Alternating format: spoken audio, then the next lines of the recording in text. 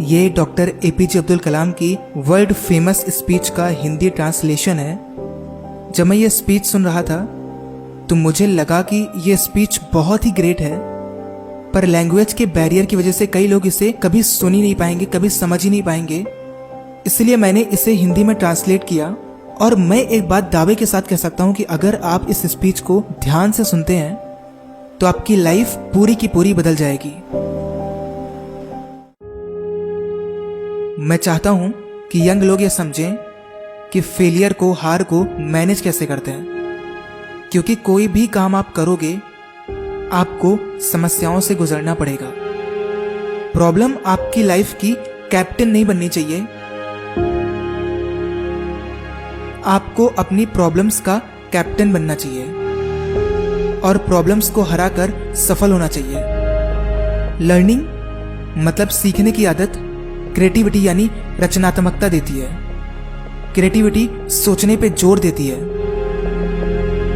और थिंकिंग यानी कि सोच हमें नॉलेज देती है और नॉलेज यानी कि ज्ञान आपको महान बनाता है। इतिहास ने यह प्रूफ किया है कि जो असंभव की कल्पना करने की हिम्मत करते हैं वे वही होते हैं जो सभी मानवीय सीमाओं को तोड़ देते हैं।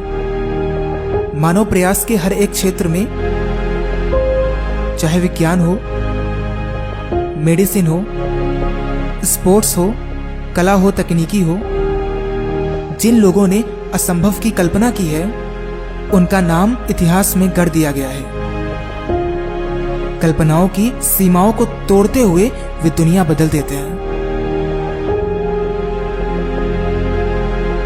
आप सीवी रमन को ले लो, आप न्यूटन को ले लो, आप आइंस्टीन को ले लो, आप चंद्रशेखर को ले लो।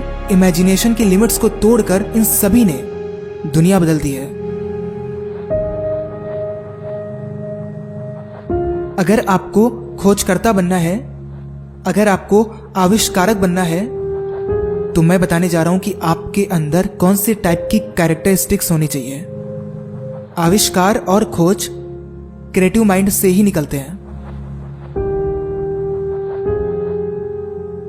जो कि लगातार काम कर रहा होता है और आउटकम को इमेजिन करता है। द टेलीफोन, वो इस आउटकम को इमेजिन कर रहा था। अपने मन में परिणाम की कल्पना करिए। कल्पना और लगातार परिश्रम करते रहने से पूरे ब्रह्मांड की ताकत उस इंस्पायर्ड माइंड के लिए काम करती है और फिर आविष्कार और खोजें होती हैं। जीवन में सफल होने के लिए मैं पहले ही बता चुका हूं, आप सभी को 4 चीजें चाहिए। पहली, बड़ा लक्ष्य, ग्रेट एम। मैं बड़ा लक्ष्य रखूंगा या रखूंगी। मैं लगातार ज्ञान को प्राप्त करूंगा। मैं कठिन परिश्रम करूंगा। मैं दृढ़ रहूंगा और सफल होऊंगा। यही मंत्र है। आपको पता है, मेरे एक टीचर थे जब मैं छोटा था, 10 साल का था, युद्ध का समय था, दूसरा विश्व युद्ध चल रहा था।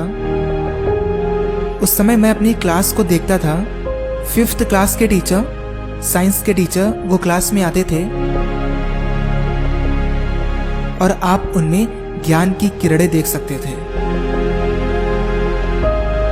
जब वो क्लास में आते थे मेरे टीचर, मैं उनके अंदर जीवन की शुद्धता को देख पाता था और जिस तरीके से वो पढ़ाते थे उसकी वजह से मेरे सपने ने आकार ले लिया।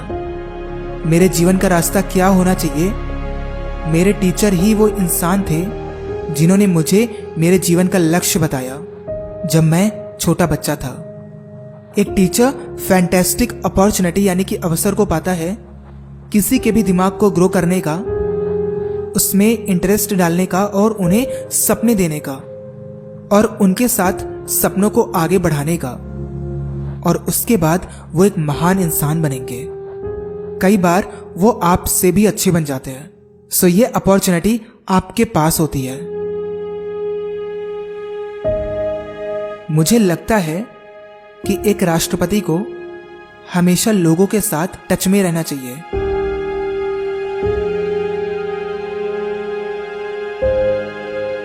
मैं ये फील करता हूं कि जब भी मैं कुछ देता हूं तो मैं बहुत खुश होता हूं।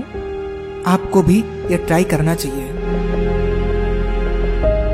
कई बार आपके पास नॉलेज होता है, कई बार पैसे होते हैं, पर अच्छे शब्द, काइंड वर्ड्स आपके पास हमेशा होते हैं देने के लिए।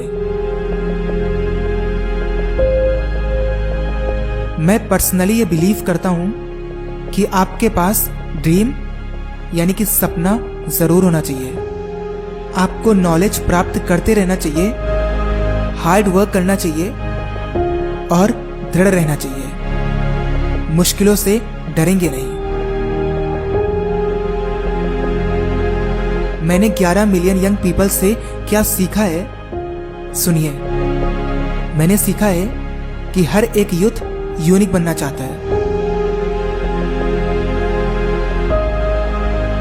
मतलब कि आप सभी यूनिक बनना चाहते हैं, लेकिन जो दुनिया आपके चारों ओर है वो अपना बेस्ट कर रही होगी दिन और रात आपको सबके जैसा बनाने में।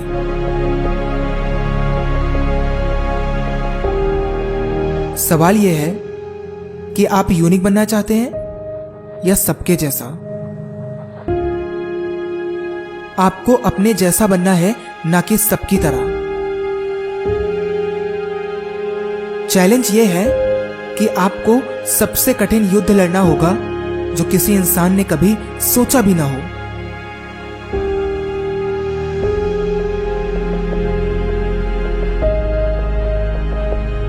और लड़ना छोड़ना भी नहीं है जब तक कि आप अपनी मंजिल पे पहुंच नहीं जाते, और तभी आप यूनिक बनोगे। Until then, be unstoppable.